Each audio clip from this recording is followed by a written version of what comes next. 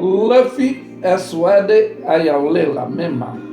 Fiel é Deus, aleluia, amém? Hoje o nosso tema está dentro do ideologismo físico. Como é isso? Mas sim,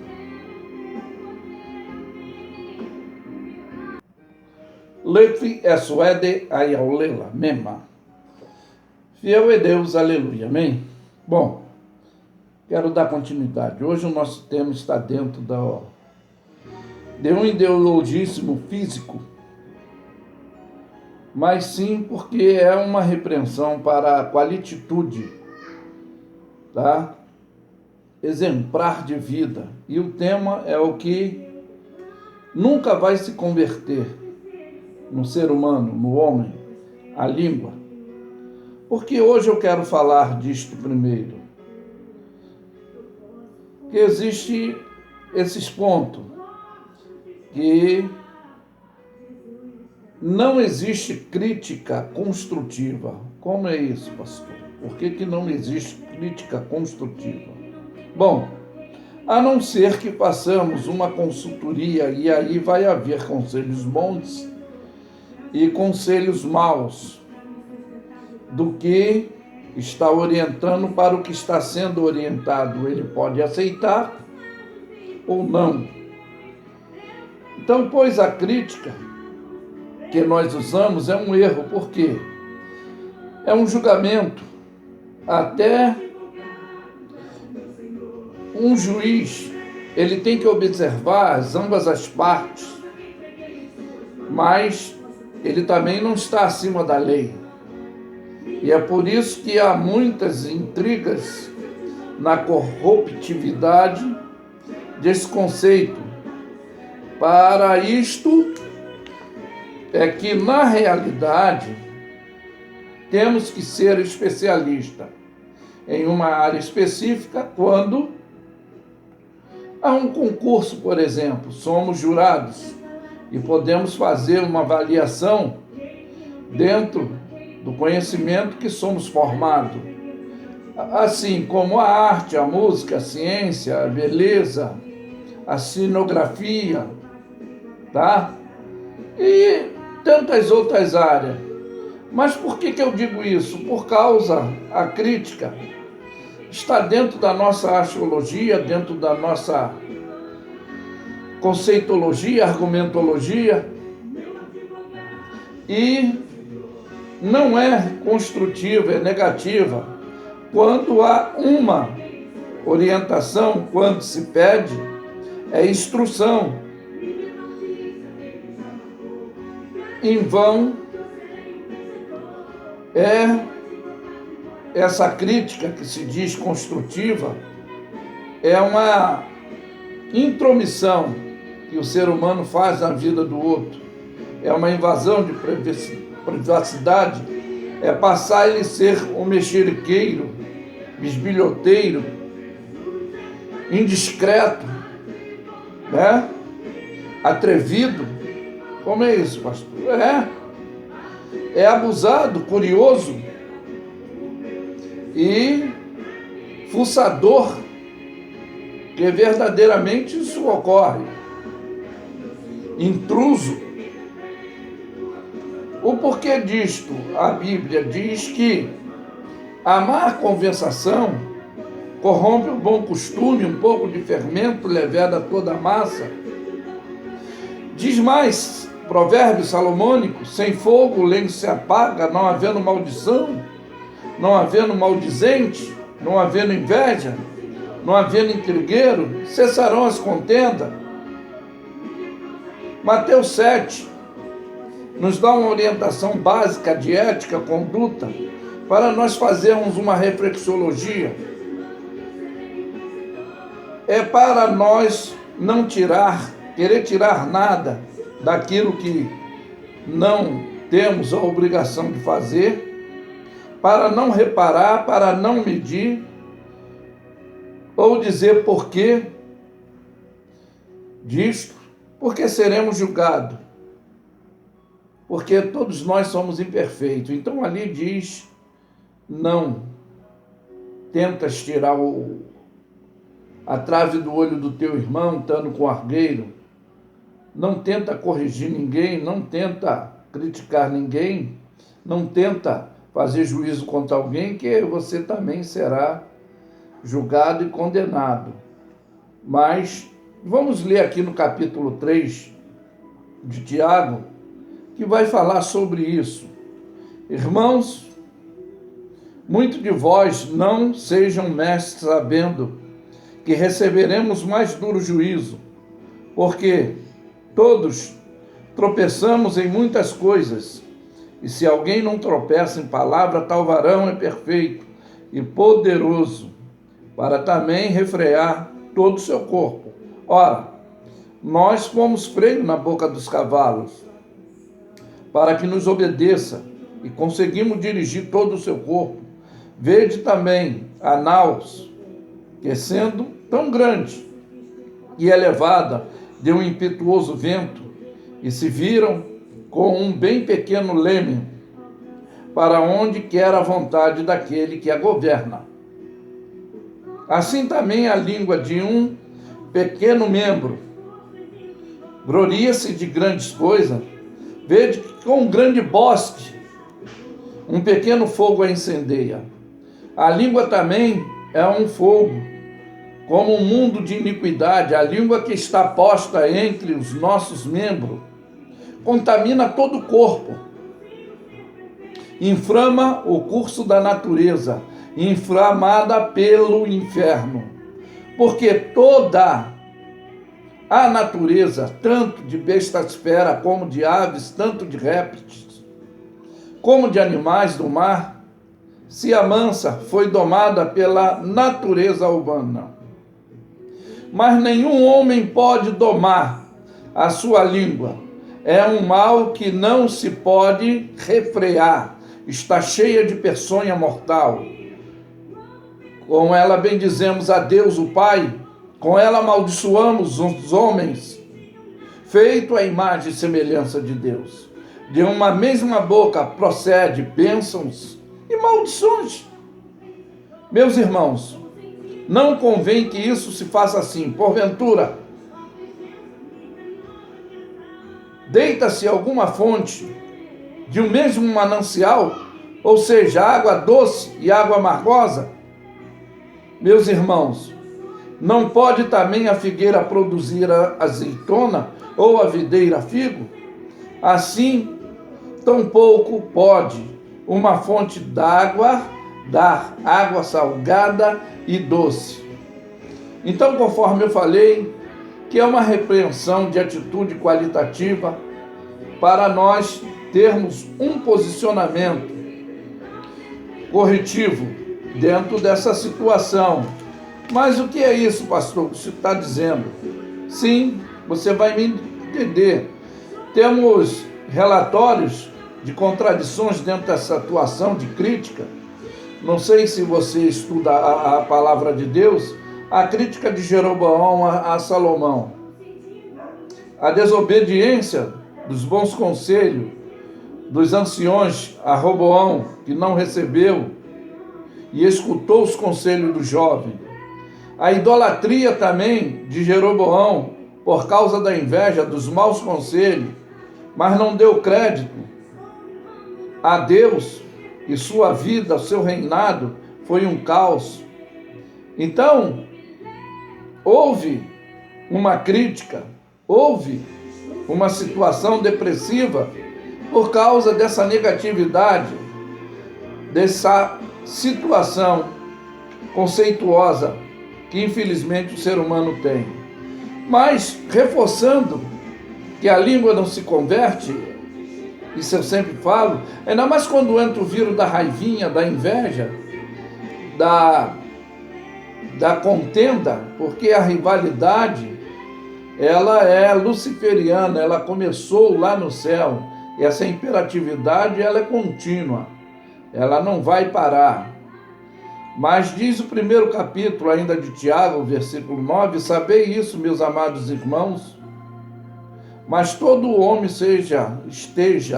fique pronto para ouvir, tardio para falar, e tardio para se irar. Foi o conselho do Mestre Jesus, que devemos pensar rapidamente antes de falar, ser prudente como a serpente, simples como a pomba, né? Porque a ira do homem não opera a justiça de Deus. O profeta Isaías diz que a nossa justiça, essa nossa conceitologia de julgar, de julgamento que achamos que é positivo, eu digo que é juízo e não temos o direito, é uma negatividade de uma imperatividade maléfica na língua do ser humano, e diz que a nossa justiça é como trapo de imundícia. Então aqui diz que na ira do homem não opera a justiça de Deus, não tem como. Pelo que, rejeitando toda a imundícia e acumulando essa de malícia, recebei a palavra que em vós está sendo enxertada, do qual pode salvar a vossa alma. Temos que rejeitar toda a imundícia com mansidão, tá? Não vamos acumular malícia, mas vamos receber a palavra com exatidão, que em nós é enxertada, ou seja, o Espírito de Deus, ele doutrina o nosso espírito, para que a nossa alma venha a ser salva, tá? Então diz: sede cumpridores da palavra, não somente ouvintes, enganando a vós mesmo com falsos discursos. Quantos aí, hipócrita? É o que era os religiosos da época de Jesus, que a palavra hipócrita, a etimologia é hiplokonomai, arte de interpretar. É o que faziam, é o que fazem até o dia de hoje. Mas diz para ser cumpridores do dever, não somente ouvinte, tá? Daqueles discursos que nos engana, desses falsos ideologismo que está fora dessa responsabilidade. Mas diz aqui, porque se alguém é ouvinte da palavra de Deus e não cumpridor, é semelhante ao varão que contempla-se ao espelho o seu rosto natural. Então não vai haver uma diferença, não vai haver uma mudança, né? Porque se contempla a si mesmo, ou seja, não vê erro.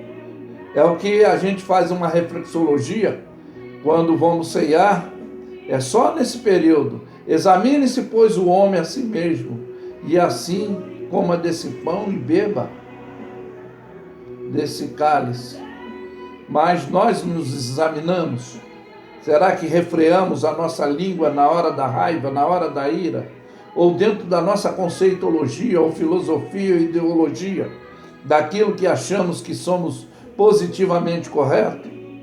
E não temos o direito de julgar, de condenar, de intrometer. Eu sempre oriento a minha esposa, que são os nossos filhos que são emancipados, se nos pedir orientação, conselho, nós temos a obrigação de dar continuidade daquilo que ensinamos quando eles eram pequenos.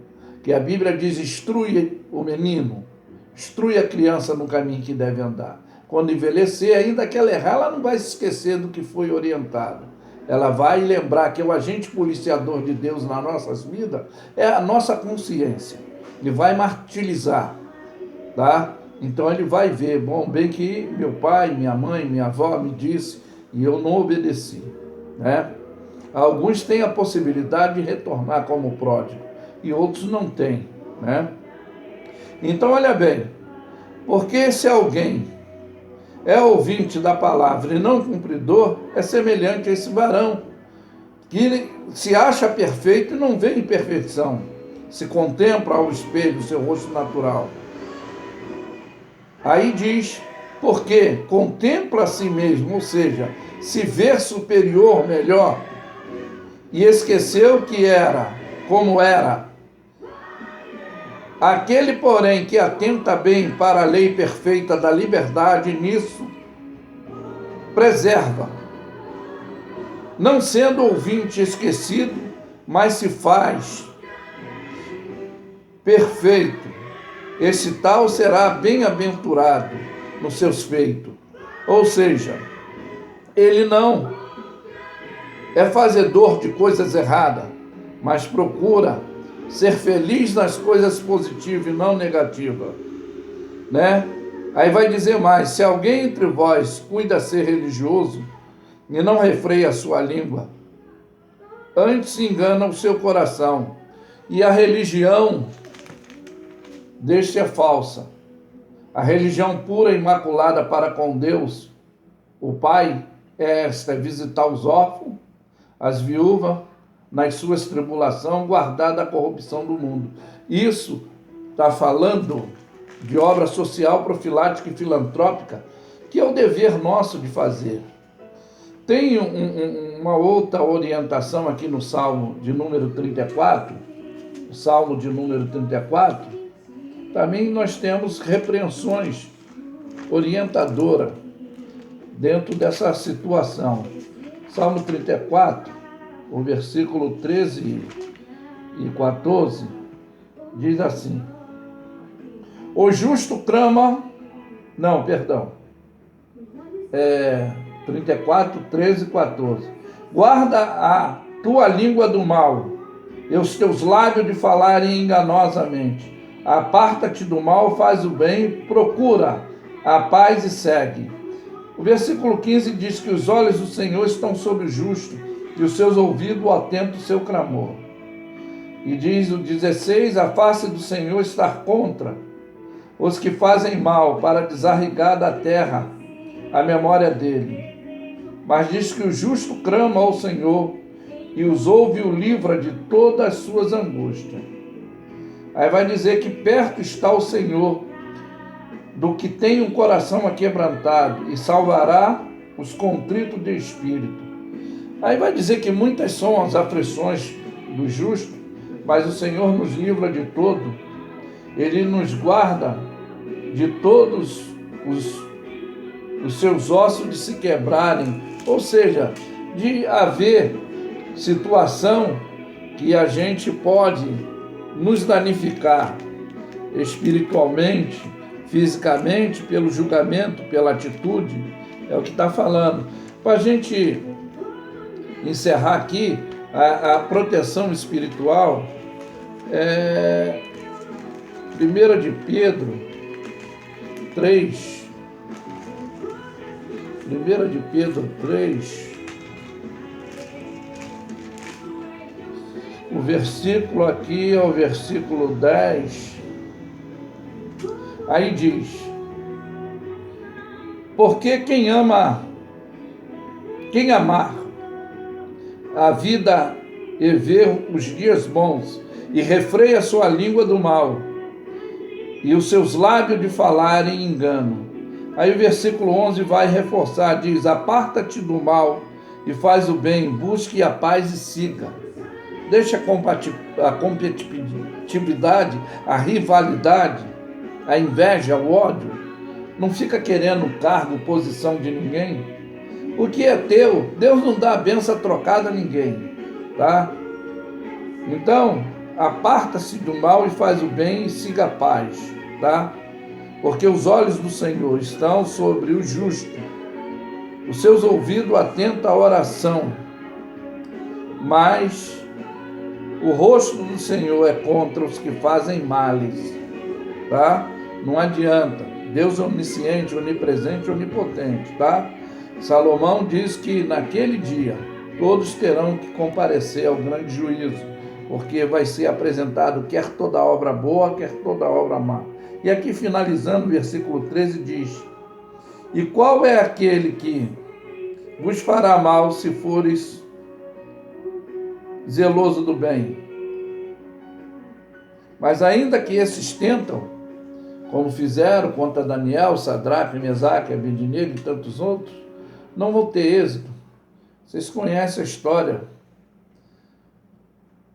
também da forca preparada para um homem justo, honesto, e não predominou, não prevaleceu.